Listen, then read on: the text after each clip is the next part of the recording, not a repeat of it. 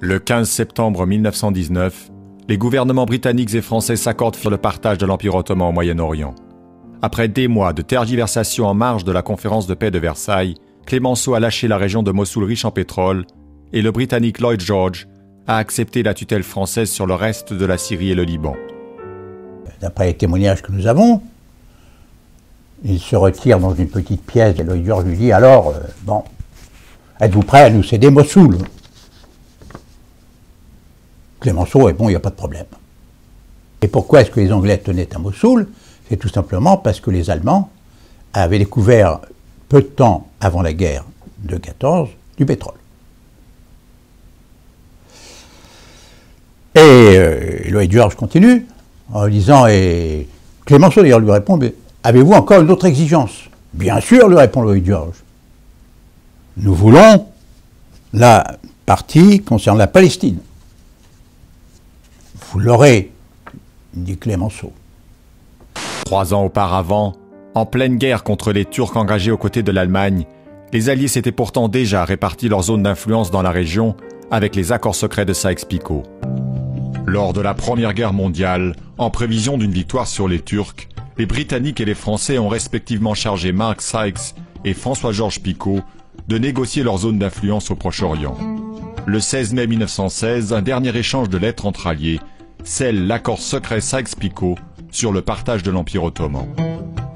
En 1914, l'Empire ottoman est précisément entré en guerre aux côtés de l'Allemagne pour réaffirmer son autorité sur les provinces arabes et s'affranchir de la tutelle des puissances coloniales.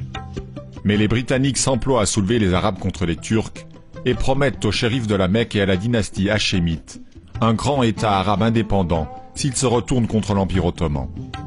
Ces deux zones, vous Français, on les donnera à Hussein nominalement, mais en fait c'est vous qui aurez à l'administrer. Et la zone B, on la donnera aussi à Hussein, nominalement, mais c'est nous Anglais qui l'administrerons, parce que les Arabes sont incapables de se débrouiller tout seuls.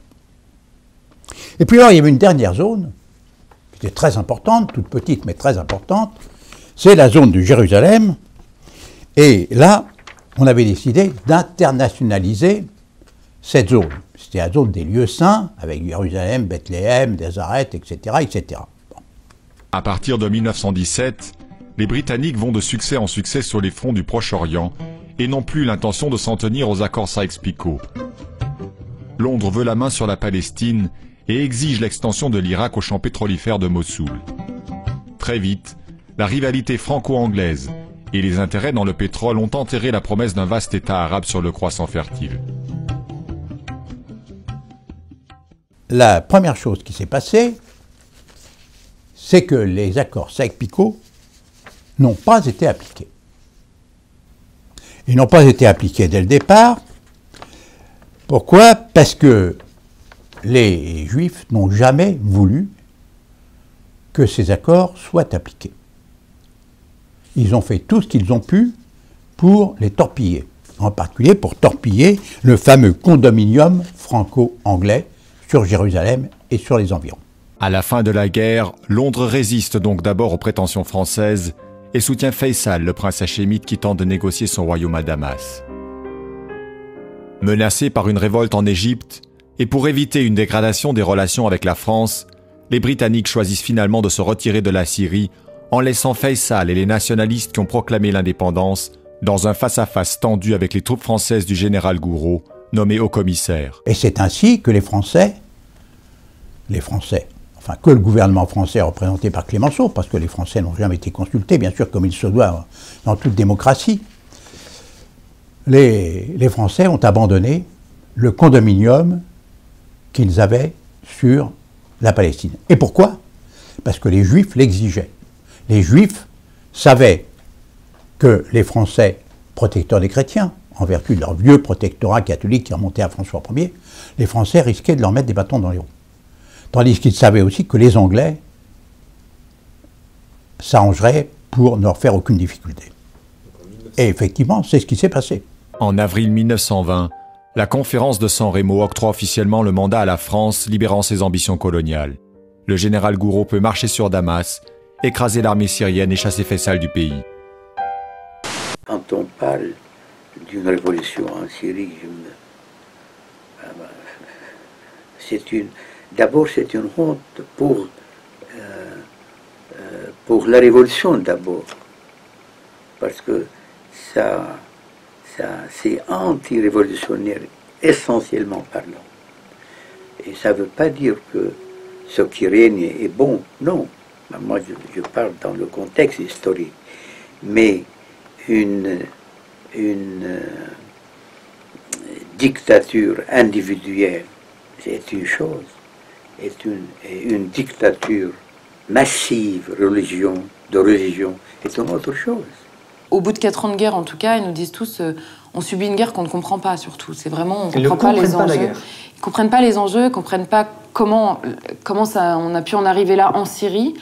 Et il y en a qui ont participé aux manifestations au début, qui nous ont dit mais nous, c'était des revendications sociales. Effectivement, il y a beaucoup de choses qui n'allaient pas en Syrie, comme dans n'importe quel pays. Donc la population, au bout d'un moment, demande moins de corruption, plus d'aide sociale. Enfin, voilà, il y avait des revendications qui étaient les mêmes qu'elles peuvent être dans n'importe quel pays. Mais si on avait su ce que deviendraient ces manifestations, jamais on n'y aurait participé. Personne n'a voulu cette guerre en Syrie. Et donc, il ne s'explique pas, en fait, comment les manifestations ont dérapé, et surtout aussi rapidement. Alors, ils ne s'expliquent pas, et en même temps, ils ont des pistes d'explication en disant, en fait, ça a été totalement instrumentalisé par l'étranger. Pour la Syrie, la politique de la France a toujours été la même dans cette guerre syrienne, ce qui les a énormément déçus, parce que la France restait quand même pour eux le pays qui avait dit non à la guerre en Irak. Et ils ont été très étonnés, en fait, de ce... retournement. Oui, que la France se couche comme ça devant les États-Unis et adopte exactement la même politique. Je peux vous dire, le peuple syrien fait parfaitement la différence entre les États et les peuples. Ça, c'est un point important. Et sans arrêt, n'importe quelle personne dit « Nous, on aime beaucoup les Français, mais on n'aime pas le pouvoir de France. » Les forces de l'Occident ne s'intéressent plus qu'à leurs intérêts. Je ne comprends pas, franchement, la situation ou bien la politique d'une France qui est le pays de Baudelaire et de Rimbaud et de Mallarmé et de la Révolution française, qui frappe les fondamentalistes à Mali et qui les soutient en Syrie, par exemple. Je ne comprends pas. Est-ce que vous avez l'impression, Adonis, d'être mieux compris qu'il y a 2 ans? Parce qu'il y a 2 ans, vous nous douchiez, si j'ose dire. Nous avions tous des espoirs, peut-être naïfs, dans la révolution arabe. Et vous n'y avez jamais cru. Et alors, du coup, certains commentateurs allaient chercher dans votre biographie en disant « Oh, mais c'est parce qu'il est né en 1930, la même année que Hafez el-Assad, qu'il est d'origine alawite, etc. » Vous n'avez jamais eu de bonté particulière pour Hafez el-Assad? Je n'ai jamais rencontré Hafez el-Assad. Jamais. Et j'étais toute ma vie contre ce régime. Toute ma vie. Et c'est pourquoi j'ai quitté la Syrie à partir de 1956. Je n'ai jamais été... J'ai jamais travaillé, ni avec le régime, ni avec... Absolument pas.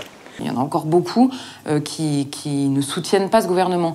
Mais il se trouve que dans une guerre, ils disent dans une guerre, on réfléchit différemment. Et aujourd'hui, il n'est pas question de... C'est pas un choix politique, c'est une question de survie, en fait. C'est soit on abandonne aujourd'hui, c'est-à-dire qu'on fait tomber aujourd'hui le gouvernement syrien et la Syrie sombre dans le chaos, comme ça a été le cas pour l'Irak, soit on règle d'abord le problème aujourd'hui, qui est le risque imminent de chaos en Syrie, et ensuite on pourra parler politiquement. Et c'est ça en fait que les Syriens n'ont pas compris. Ils ont dit mais que la France, à la limite, ne soutienne pas le gouvernement au début de la guerre, le gouvernement syrien. Pourquoi pas? C'était même pas ce qu'on lui demandait. Mais comment est-ce qu'elle s'est dit on va armer des djihadistes qui, inévitablement, les djihadistes, on sait ce qu'ils font. On n'a pas attendu la guerre en Syrie pour savoir ce qu'ils faisaient, quoi. Donc ça, ils ont vraiment du mal à le colère, et là, à le comprendre, pardon, et là, il y a une vraie colère chez eux. En disant, mais qu'est-ce qui vous a pris? Ils disent, effectivement, c'est quand même étonnant, que les peuples qui ont compris les choses n'aient pas plus d'influence sur leur propre gouvernement. Ça, ils s'en étonnent.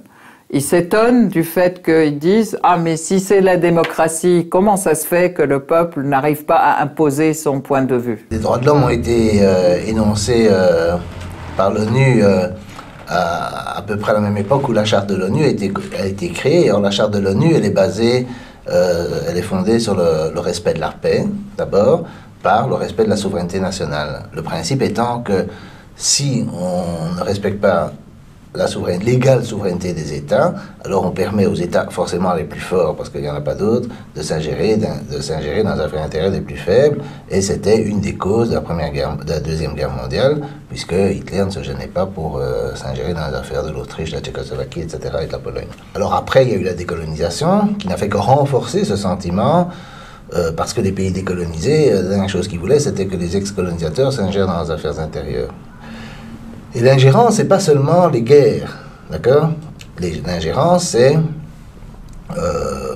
les élections achetées, les oppositions qu'on paye, les ONG qu'on envoie faire des travaux, des choses plus ou moins discutables, bon, les sanctions unilatérales, etc., comme on le fait contre Cuba, contre l'Iran, etc. C'est vrai que la position de la Syrie aussi au centre de passage et au centre du Moyen-Orient, en fait, hein, et du lieu de passage entre l'Est et l'Ouest, obligatoirement, avec la montée de la Chine et de la Russie, donne aussi à la Syrie une importance encore primordiale, je dirais, dans le conflit qui pourrait opposer les Américains à la Russie et à la Chine. C'est pas au conflit, puisque ce sont les Américains qui refusent tout aux autres, alors que les Russes et les Chinois, ils travaillent en fait sur un mode de gagnant-gagnant avec tous les pays avec lesquels ils travaillent, notamment avec la Syrie. Donc c'est un pays ami. Ils travaillent avec nous dans le respect le plus total. L'Iran, pareil, travaille avec nous dans le respect de nos intérêts. C'est toujours des contrats gagnant-gagnant et c'est toujours un véritable partenariat. Alors que les Américains et les Occidentaux n'acceptent que des laquais. Et le temps des laquais, c'est terminé. Donc un laquais, c'était un valet portant une livrée, c'est-à-dire un uniforme aux couleurs, aux armes de son maître. C'est un mot qui est apparu dans la langue française au XVe siècle, qui est devenu très péjoratif au XVIIIe. Il est bloqué dans le sas, là. Il vous ouvre pas? Non. Ah. Donc, ouais. Et donc l'expression « mentir comme un laquais », c'est une expression qui est apparue au XVIIIe siècle, et aujourd'hui, laquais désigne une personne servile qui se rend par exemple ventre à terre au dîner du siècle, comme David Pujadas. Bien sûr, faites-vous plaisir. Et Pujadas qui disait dans 8 journalistes en colère, vous vous souvenez dans 8... Le président syrien l'a dit d'ailleurs face au du siècle, là, qui est tout sauf un imbécile, mais c'est un laquais de très haut niveau. L'autre, il lui a dit, mais de toute façon, la France, il a dit, oui, mais vous savez, en France, on pense que, je sais pas quoi, il a dit, mais la France n'est plus rien, vous êtes grotesque, vous êtes ridicule, c'est vrai. Good evening, Mr. President. I'd like to start straightforward. For most French, pour une grande partie de la France, vous êtes en large part responsable du chaos qui règne en Syrie à cause de la brutalité de la répression qui a été menée ici depuis 4 ans. Si ce que vous venez de dire était vrai, comment un gouvernement ou un président qui a agi de façon brutale envers sa population, tué ses concitoyens et affronté les pays et les forces politiques les plus puissants au monde, bénéficiant des pétrodollars des pays du Golfe, comment un tel président aurait-il pu résister pendant 4 ans ? Est-il possible d'avoir le soutien de son peuple quand on est brutal avec lui ? Pensez-vous que la Syrie est une démocratie aujourd'hui? Pensez-vous que les gens peuvent dire ce qu'ils veulent? Non. Nous étions sur la voie de la démocratie. C'est un long processus. Il n'y a pas un point que vous atteignez et vous dites « c'est ça la démocratie ». Si vous voulez nous comparer à l'Occident, à la France et à d'autres pays, je dirais non. Vous êtes certainement bien plus avancés que nous en raison de votre histoire et de plusieurs circonstances et facteurs. Mais si vous voulez nous comparer à votre ami le plus proche, l'Arabie Saoudite, je dirais bien sûr que nous sommes une démocratie. Ça dépend donc avec qui vous nous comparez. Selon le rapport Amnesty 2003, le système politique saoudien poursuit la persécution des opposants, les discriminations de la minorité chiite, celle des femmes, les violations quotidiennes des droits individuels et un recours répandu à la torture. Et pourtant, il y a peu de condamnations politiques du régime saoudien. François Hollande est là pour parler des enjeux du Moyen-Orient, du Rafale, mais pas des horreurs du régime saoudien. Un article qui rappelle un certain nombre de vérités sur le régime saoudien, le seul pays du monde dans lequel les femmes n'ont pas le droit de conduire, où la peine de mort se pratique couramment, où Internet est muselé. Alors évidemment, c'est un petit peu paradoxal de voir un François Hollande qui mène la guerre contre le djihadisme, notamment au Mali ou même sur le territoire français, aller à la rencontre de ceux qu'on considère comme la principale source d'inspiration des djihadistes à travers le wahhabisme saoudien. Paris et Riyad sont également actuellement en discussion sur de gros contrats militaires qui se chiffrent en milliards d'euros. Parmi les puissances, la France est particulièrement contre vous. Comment est-ce que vous l'expliquez ? Si vous voulez avoir la réponse véritable et transparente, je vous dirais parce que le gouvernement français signe des contrats avec le gouvernement d'Arabie Saoudite et pour ça il reçoit beaucoup d'argent et vend ses positions. Vous voulez dire que la France est achetée par l'Arabie Saoudite ? Absolument, il n'y a aucun doute. Je vous parle franchement de ce qui se passe. Parce que la position que la France prend de soutenir des pays comme l'Arabie Saoudite contre un pays tel que la Syrie qui ressemble beaucoup plus à un pays européen, avec les droits des femmes et un système pluraliste. Cette position de la France n'a pas de sens. Quand le président Hollande a visité l'Arabie Saoudite il y a un mois, ils ont dit qu'ils ont signé des contrats pour je ne sais combien de milliards de dollars. Et des contrats ont été signés par Adler, Itron, Assystem, Bona, Movichem, EDF, Veolia, Areva. Et après cela, le gouvernement français a pris des positions beaucoup plus dures contre le gouvernement syrien, soutenant des terroristes qui sont armés, financés et encouragés par l'Arabie Saoudite. La famille des Saouds, c'est une petite famille du désert qui s'est fondée sur un homme soi-disant réformateur qui n'a pas beaucoup écrit. Pour ainsi dire, il n'a rien écrit. C'était un sage du désert qui leur a dit qu'il faut réformer l'islam. Vous cherchez ses ouvrages, il n'a que des ontologies, des dits du prophète, c'est tout. Ce Abd el-Wahhab, fondateur du wahhabisme, n'a pas laissé grand-chose au niveau de l'écrit. Bon. Et alors, comment on tolère que cette famille règne, prenne les terrains, enfin les territoires d'autres peuples arabes, hérite de tout ce pétrole pour nourrir le terrorisme au niveau mondial et islamiser le monde? J'ai rien contre l'islamisation, mais il faudrait une islamisation rationnelle de foi et non pas de guerre sainte où on pousse les gens à se massacrer entre eux en Afrique ou ailleurs. Les grands courants du terrorisme aujourd'hui, en premier lieu, historiquement, c'est le wahhabisme qui est né au XVIIIe siècle. Alors, je renvoie ceux qui m'écoutent à n'importe quel article sur l'évolution du wahhabisme. En gros, au XVIIIe siècle, il s'attaque au mausolée chiite en Irak, il pille la Mecque et Médine et commence une expansion vers le nord. Se révolte contre le califat ottoman. Là, le calife ottoman charge Mohammed Ali, qui était le roi d'Égypte, pour lutter contre eux. Mohammed Ali envoie son fils Ibrahim Pacha à la tête d'une grande armée. Il bat les wahhabites et il marche même vers Constantinople, comme on dit. Là, les Anglais et les Français interviennent pour stopper. C'était les premiers faits de guerre entre l'expansionnisme des wahhabites comme secte religieuse et les pays voisins.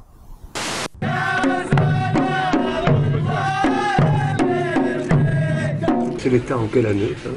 C'est les années 1918. Voilà, 1918, voilà, c'est ça. Tu n'étais pas venu, toi, en 1918.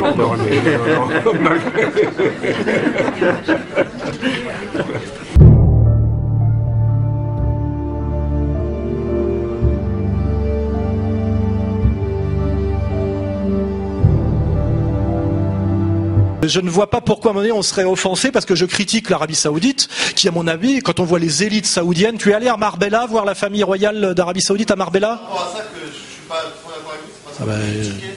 En envoyant des petites vannes comme ça, justement. Ah ben, excuse-moi, moi je respecte une religion par les gens qui la pratiquent.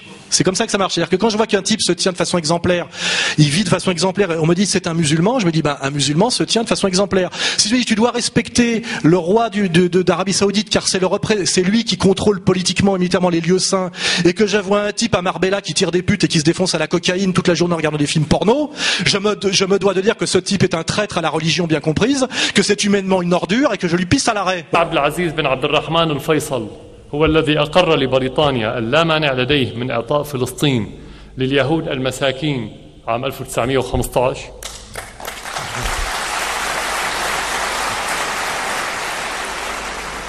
التصفيق لي أم له لأنه قدم فلسطين؟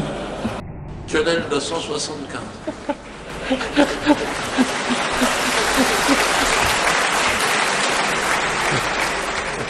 Il faut les citer, c'est le Qatar et l'Arabie Saoudite. Alors ils ne se contentent pas seulement de payer les footballeurs du Paris Saint-Germain, mais comment je vois le Qatar se préoccuper de la situation dans nos banlieues. Et l'Arabie Saoudite, quelle est la tolérance religieuse de ces pays? Ce sont des pays qui sont la négation même de l'expression démocratique. Et ce sont ces pays qui viennent s'occuper de nos affaires. Il y a une propagande salafiste, tout le monde sait aujourd'hui que la propagande salafiste, mais pas seulement en France, hein, dans les pays de l'Afrique subsaharienne, sont payés par l'Arabie Saoudite et le Qatar. Il est à craindre, selon vous, que ce conflit s'étendent dans les semaines ou mois qui viennent à d'autres pays? Et pourquoi pas à l'Europe, bien entendu? Alors ça, les Syriens, pour le coup, nous en parlent très souvent. Quand on parle de la situation en Syrie, ils nous disent « mais vous êtes quand même au courant que les prochains, ce sera vous », parce que vous n'êtes pas loin, d'abord. Vous avez vu la progression de l'État islamique et vous avez vu le nombre de combattants qui sont chez nous, qui viennent de chez vous. Ces combattants-là, ils s'entraînent, il y en a certains qui rentreront, ça créera des vocations. Enfin, je veux dire, il est clair que le problème du djihadisme ou de l'islamisme que subit l'Irak depuis des années, que subit la Syrie depuis 4 ans, ne va pas s'arrêter aux frontières syriennes ni aux frontières irakiennes. Ce serait complètement insensé de le penser. Donc, aujourd'hui, quand on voit les terroristes dans les grands attentats du monde, la majorité de ceux qui ont perpétré ces attentats viennent d'Arabie. Ou alors, même quand c'est, que ce soit le 11 septembre, que ce soit en Afrique, c'est des gens qui ont fait leurs études au Royaume Saoudite, qui sont diplômés de wahhabisme, si je puis dire. Alors, vous voyez la dangerosité de nos liens, de nos rapports, nous autres Français, avec un royaume ultra riche, et cet aspect paradoxal. On a besoin d'eux pour leur argent, enfin, entre guillemets, mais en même temps, on essaye de fermer les yeux sur toute la propagande terroriste qu'ils répandent dans le monde. Alors, il y a un autre point, un autre courant, ce sont les frères musulmans, qui sont nés, eux, au XXe siècle. Mais, à un moment donné, les wahhabites ont aidé les frères musulmans. Suite à cela, vous savez, il y a eu le troisième courant, qui est Ben Laden et Al-Qaïda. C'est aussi né d'une synthèse, si je puis dire, entre Zawahiri, l'Égyptien, et les frères musulmans, avec Ben Laden, qui est saoudien. Et puis, pour que ce soit couronné après par le quatrième courant terroriste, qui sévit actuellement en Irak, en Syrie, en Amérique et partout, qui est Daesh ou l'État islamique. Nous devons reprendre une politique arabe intelligente. Et pour ça, parler à des régimes qui sont des verrous de stabilité. Et appuyer ce que fait la Russie, c'est-à-dire des consultations multipartites en but de trouver un accord. La diplomatie, c'est ça. Et ce n'est pas des phrases... Rien que la phrase de M. Fabius sur Bachar al-Assad ne mérite pas d'être sur la terre, aurait dû lui valoir dans la journée son limogeage. Fabius du Quai d'Orsay, qui a rappelé quand même à tous les jeunes qui voulaient s'engager dans le djihad il y a quelques années. M. Bachar al-Assad ne mériterait pas d'être sur la terre. Le régime syrien doit être abattu et rapidement. C'est-à-dire qu'on a validé totalement le djihad, et économiquement et idéologiquement. Hein. Et qu'est-ce que c'est que ça? Pour moi, c'est du terrorisme, c'est pas de la démocratie. Hein. C'est autoriser des gens qui sont soi-disant opposés à prendre les armes contre le pays, et surtout à leur commettre des massacres, découper les gens, couper les têtes, etc. C'est quoi ce travail? Le devoir du pays, le devoir d'un chef d'État et d'une armée, c'est de préserver la population, c'est de protéger sa population. Alors c'est ce qu'il fait. Et en fait, ça c'est considéré par les médias occidentaux comme étant le dictateur qui tue son peuple. La France soutient la coalition nationale syrienne. Sont-ils des terroristes ? Ceux qui, à l'heure actuelle, reçoivent le soutien et possèdent des armes occidentales appartiennent au groupe État islamique, armés et équipés par votre État et d'autres pays occidentaux. Votre ministre de la Défense l'a déclaré publiquement au début de l'année, en affirmant avoir envoyé des armes. Par conséquent, ceux que vous qualifiez de modérés ont diffusé en 2012, avant que le groupe État islamique n'apparaisse et que l'Occident ne reconnaisse l'existence même du Front al-Nusra, une branche d'Al-Qaïda. Ils ont diffusé des vidéos dans lesquelles ils dévoraient le cœur d'un soldat syrien, mutilaient les corps d'autres victimes, en décapitaient d'autres. Ce sont eux qui ont diffusé ces images, pas nous. Comment pouvez-vous ignorer cette réalité puisque ce sont eux qui la diffusent et vous disent que c'est la réalité? L'opposition syrienne elle-même a jugé cette image horrible et inhumaine. L'homme figurant sur cette vidéo et se livrant à cet acte barbare a été identifié par la journaliste Sophia Amara. Elle est en ligne avec nous. Sophia, cet homme, vous le connaissez. Quel souvenir gardez-vous de lui? Eh bien, Abou Sagar, c'est son nom de guerre, faisait partie de la brigade Al-Farouk, une brigade de l'armée libre que j'ai suivie pendant 10 jours à Babamar en décembre 2011. C'était un jeune combattant très courageux, plein d'humour, très humain et même très protecteur. Et il m'avait poussé de justesse pour éviter une ruelle pleine de snipers. Et lorsqu'il était au repos, je me rappelle de lui discutant avec les 2 membres alaouites de cette brigade. Sagar. راسم له قلب حب وكأنه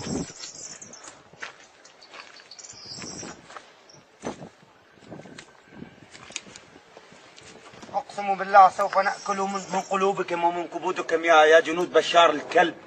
Rêvant d'une nouvelle série et blaguant à longueur de soirée. تكبير الله أكبر يا أبطال بابا عمر تطالع قلوبهم لأكلها. L'horreur appelle l'horreur en Syrie. Exactement. On peut tenter de comprendre sans évidemment justifier ce comportement, cette atroce parodie de cannibalisme, certes. Comment pouvez-vous savoir que vous avez le soutien de la population? D'abord, si je n'avais pas de soutien, le peuple n'aurait pas soutenu l'armée et on n'aurait pas pu résister pendant 4 ans. Comment voulez-vous résister sans l'appui du peuple? Peut-être qu'ils ont peur. Il y a 23 millions de Syriens. Comment peuvent-ils avoir peur d'une seule personne, d'un seul service de renseignement ou d'un seul gouvernement? Ce n'est pas réaliste, c'est insensé. Mais Bachar el-Assad a réformé son pays. Lisez l'ouvrage de Richard Labévière, Quand la Syrie s'éveillera. Bachar el-Assad a réformé son pays. Ça, c'est un mauvais procès que de lui faire ça. Alors, il l'a peut-être pas assez fait, etc., machin. Bon, il a peut-être pas été dans les codes démocratiques. J'estime que les pays qui vivent dans l'Union européenne n'ont plus de codes démocratiques à donner à personne.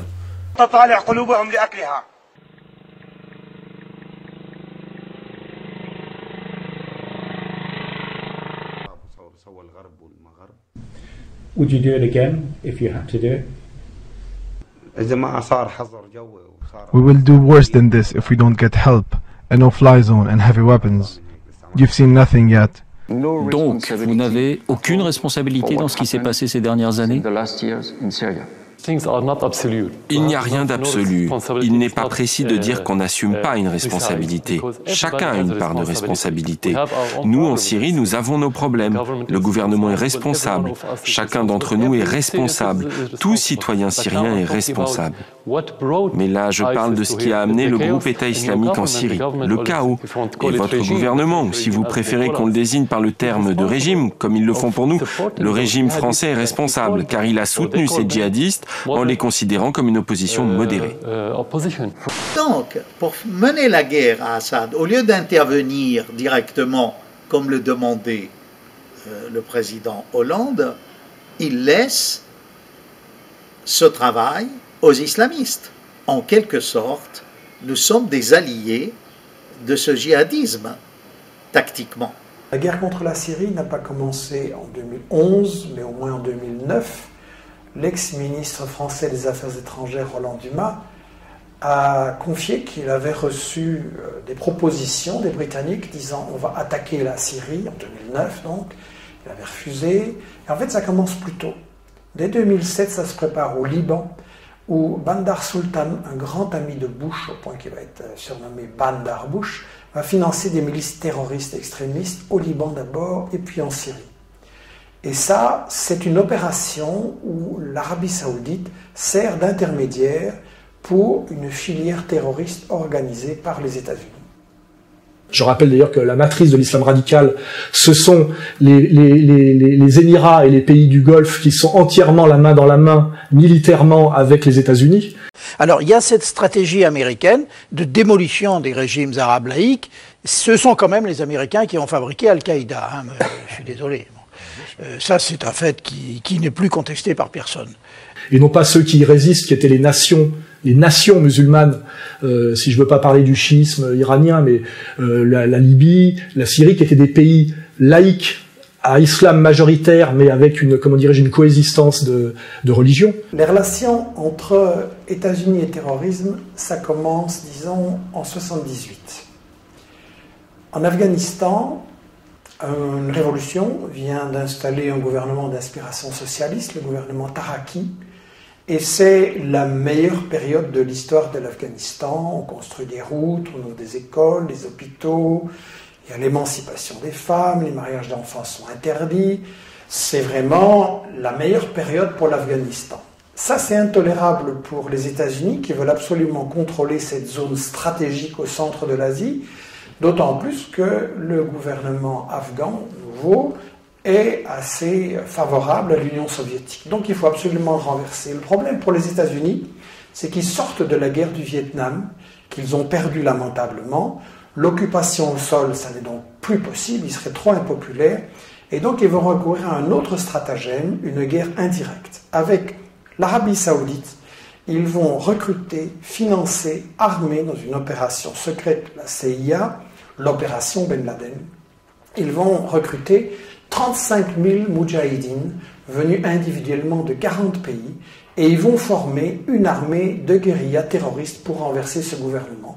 S'il va y avoir des atrocités, ça va durer des années, ça ne va pas du tout être présenté comme ça dans les médias occidentaux, mais ça va être reconnu ouvertement par Brzezinski, qui était alors le responsable de la politique internationale du président Carter, et qui va reconnaître dans une interview au Nouvel Observateur en 1998 que oui, l'opération Ben Laden, c'est les États-Unis, que la mise en route, la mise en scène du terrorisme de Ben Laden, c'est les États-Unis, et que le problème des islamistes, ils s'en fichent complètement.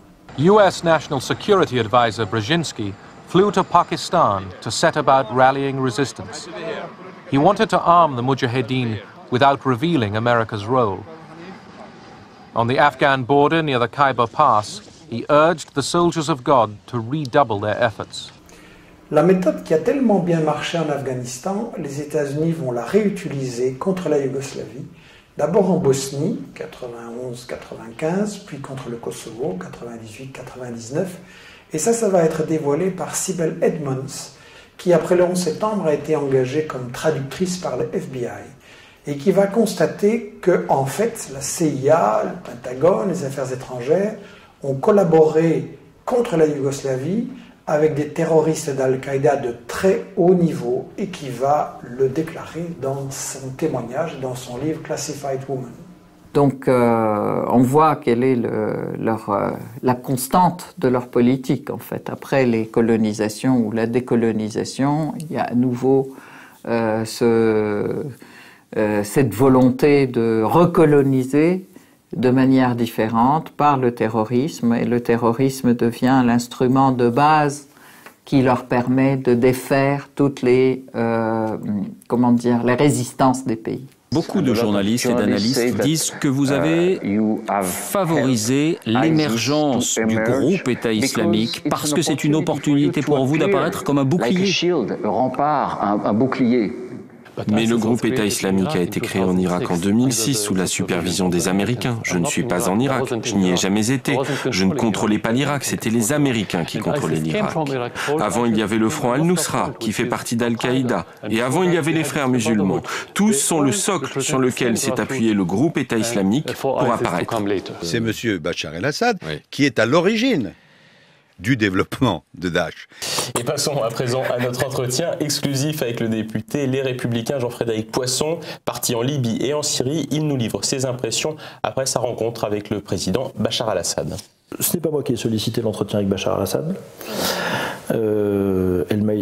Cet entretien m'a été proposé par les autorités de Damas quand elles ont su que je venais sur le territoire national. Je l'ai accepté. Elle s'est passée dans des conditions parfaitement claires et limpides. Je n'ai pas de prétention autre que, un, celle de mieux comprendre ce qui se passe dans cette région du monde, deux, celle de m'affranchir d'une communication officielle, entre guillemets, dont je sens qu'elle est orientée, pour ne pas dire manipulatrice, et trois... Vous pensez aujourd'hui que l'information en France n'est pas objective quant à la situation syrienne? Ah, je pense, oui.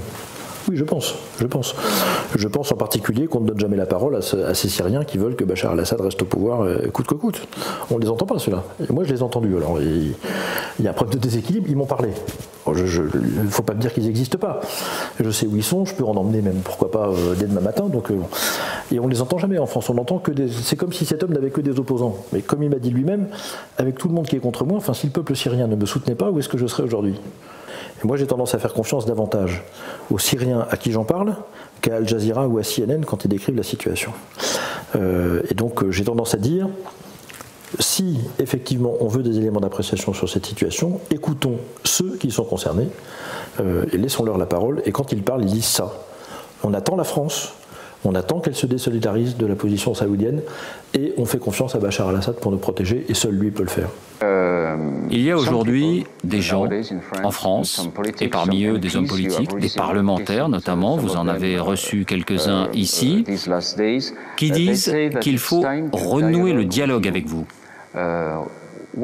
Quelle initiative seriez-vous prêt à prendre pour convaincre l'autre partie de la France et des Français que vous pouvez être un partenaire? Avec eux? Avec la France. Ils doivent d'abord me convaincre qu'ils ne soutiennent pas les terroristes et qu'ils ne sont pas impliqués dans l'effusion de sang en Syrie. Ce sont eux qui se sont trompés à l'égard de la Syrie. Nous n'avons tué aucun Français ni aucun Européen.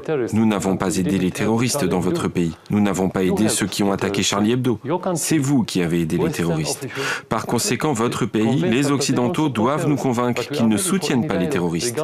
Nous sommes prêts à tout dialogue, prenant en considération le fait que ceci sera dans l'intérêt des citoyens syriens. Daesh existe depuis 3 ans et que c'est pas la peine de nous bassiner avec Sarkozy. Depuis combien de temps? Al-Qaïda que vous soutenez en Syrie, mais vous soutenez en Syrie. Vous vous rendez compte de ce que vous dites? Mais je le dis, vous vous rendez compte de ce que vous dites? Vous soutenez Al-Qaïda en Syrie. Mais vous êtes fou. Mais vous êtes fou. Écoutez, d'abord je vous permets pas d'insulter. Non mais vous ne pouvez pas dire que je suis tout à fait. Vous ne pouvez pas dire que la France soutient Al-Qaïda. La France soutient. Merci d'expliquer vos propos. Merci de justifier ces propos assez étonnants. Voilà, non, ils sont pas étonnants. Je vais vous expliquer. Inacceptable, monsieur. La France soutient les rebelles syriens qui sont soi-disant des rebelles démocrates.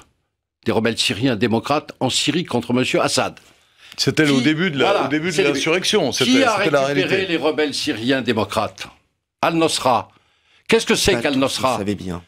Al-Nosra, c'est pas Al-Qaïda? Pas tous les rebelles, vous le savez bien. Ah, pas tous les rebelles. C'est-à-dire, certains rebelles ont été récupérés par Al-Qaïda avec des armes françaises. Donc actuellement, vous n'êtes pas intéressé par un dialogue avec la France? Non, nous sommes toujours intéressés au dialogue avec quiconque. Mais comment peut-on établir un dialogue avec un régime qui soutient le terrorisme dans notre pays? Et pour quelles raisons? C'est la question. Lorsqu'ils changeront de politique, nous serons prêts pour le dialogue. Sans ça, le dialogue n'aura aucun but. Il n'y a pas de dialogue pour le dialogue. L'objectif est d'aboutir à certains résultats. Pour moi, le résultat serait que le gouvernement français cesse son appui aux terroristes dans mon pays. Monsieur Ghazien, vous ne pouvez pas dire que la France soutient Al-Qaïda. Nous continuons à fournir des armes à Al-Nosra. Vous ne pouvez par pas dire que la l'intermédiaire France des soutient rebelles les syriens. Pays-Bas. Mais je le dis, je l'ai dit à M. Le Drian en commission de la défense, je l'ai dit à M. Fabius, comme tous les autres députés. Il va falloir éclairer tout ça. L'attitude de la France en Syrie n'est pas en Syrie alors soutenir Assad mais pas soutenir Assad, mais ne pas se mêler de cette affaire. La France et d'autres pays n'ont pas le droit de soutenir qui que ce soit dans notre pays.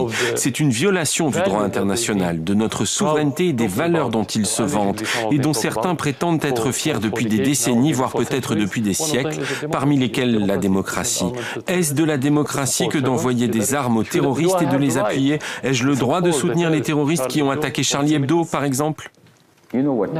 L'autre, il lui a dit, mais de toute façon, la France, il a dit, oui, mais vous savez, en France, on pense que, je sais pas quoi, il a dit, mais la France n'est plus rien, vous êtes grotesque, vous êtes ridicule. Vous savez ce que le Premier ministre français a dit récemment de vous?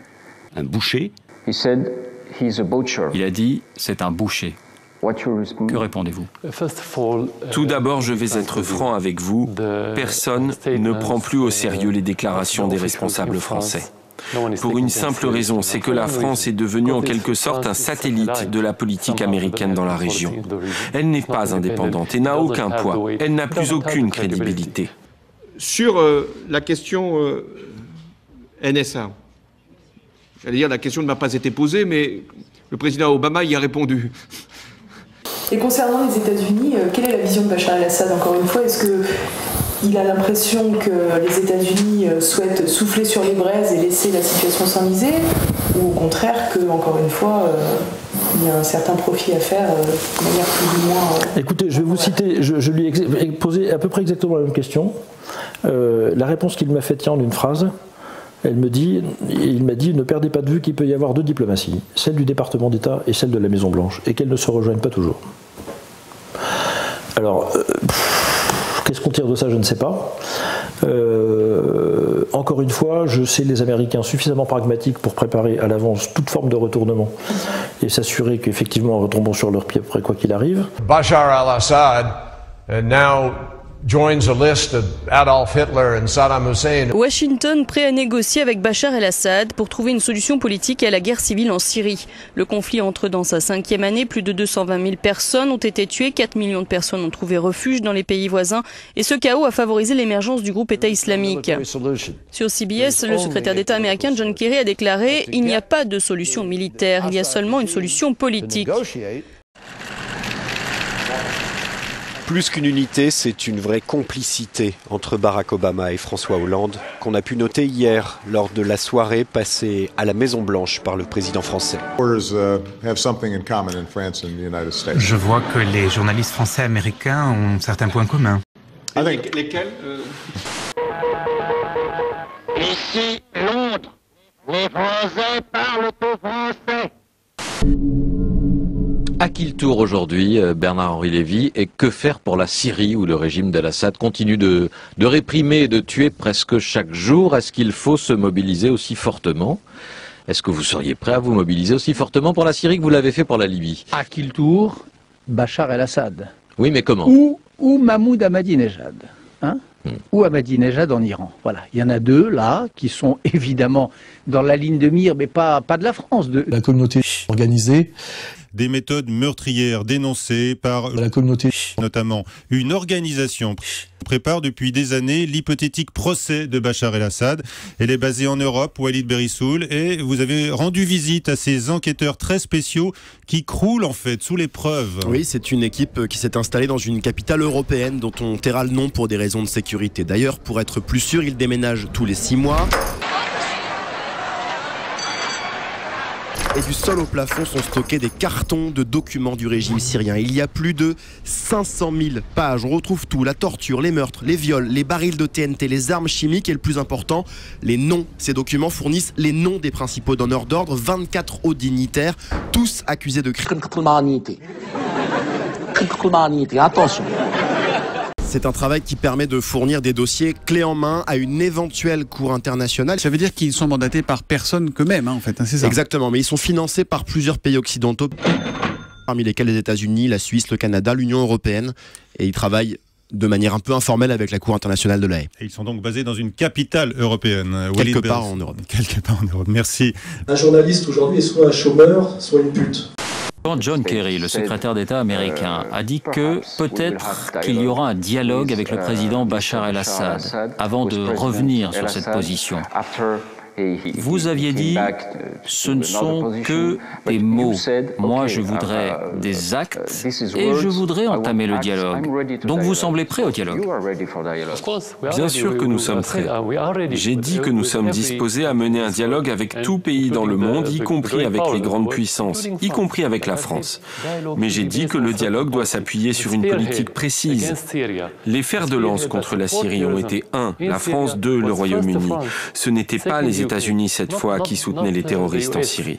Obama a reconnu que l'opposition modérée en Syrie est une illusion. Donc vous n'avez pas de message à adresser à François Hollande en vue d'un dialogue? Je crois que le principal message qui doit lui être adressé doit l'être par le peuple français. Les sondages en France montrent bien le message que Hollande devrait écouter davantage, à savoir qu'il est le président le plus impopulaire depuis les années 50.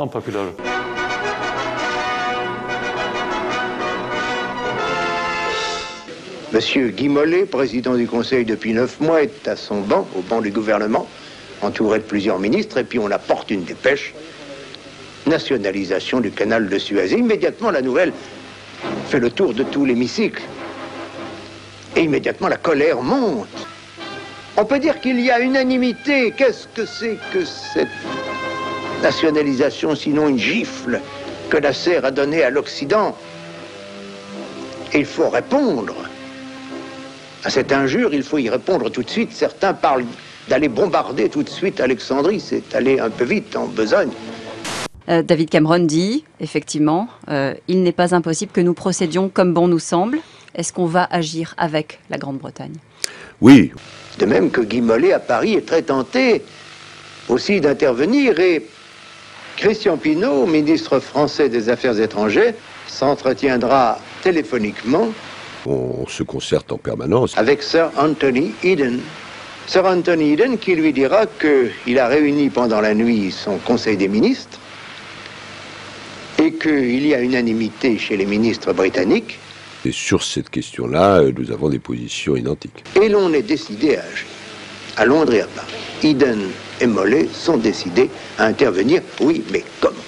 C'est tout le problème justement parce que on ne peut pas improviser une intervention militaire sans l'appui des États-Unis, sans l'approbation au moins des États-Unis. Alors on attend cette approbation. Et si ça n'est pas fait, que fera la France? La France est une nation souveraine, madame. On est donc sur la même longueur d'onde. Anglais et Français sont d'accord. Il y a tout de même une différence. La seule chose, c'est... Je rappelle que ces régimes qu'on dit si durs, mais ces régimes comme par exemple, rappelez-vous le dictateur d'Albanie, il avait dit l'anglais c'est la langue de l'impérialisme, c'est pour ça d'ailleurs que l'élite albanaise parle français. Et la Syrie c'est la même chose, en plus d'être un simple producteur. L'Orient est compliqué, hein. Général de Gaulle l'a dit le premier, mais je pense quand même qu'on est en train d'assister à une redistribution des cartes de très grande ampleur, dans laquelle la France ne joue aucun rôle. Aucun, alors même pas l'Union Européenne, moi qui suis un eurosceptique inguérissable, ça ne m'étonne pas. Mais pour le coup, on devrait être, par tradition, parce que nous avons des soutiens, des amis, parce que les élites syriennes sont francophones, les élites libanaises le sont, alors tentez plus, les Kurdes aiment les Français, on est présent sur place, enfin, tout ce que j'ai vu pendant cette semaine me dit, la France a un rôle majeur à jouer, mais nous réduisons les postes à l'Institut français du Proche-Orient, alors qu'il y a des archéologues, des historiens, des économistes, des linguistes qui vont... aider les Kurdes à rétablir aussi leur patrimoine historique, former des doctorants, etc. Nous fermons des écoles, des ambassades, des consulats partout en ce moment et on devrait être en première ligne sur cette... et on n'y est pas. François Hollande renoue avec l'atlantisme, une vieille tradition socialiste. Déjà en 1991, en pleine guerre du Golfe, François Mitterrand est clair, il faut intervenir en Irak aux côtés des Américains. Sauf événement imprévu, donc improbable, les armes vont parler.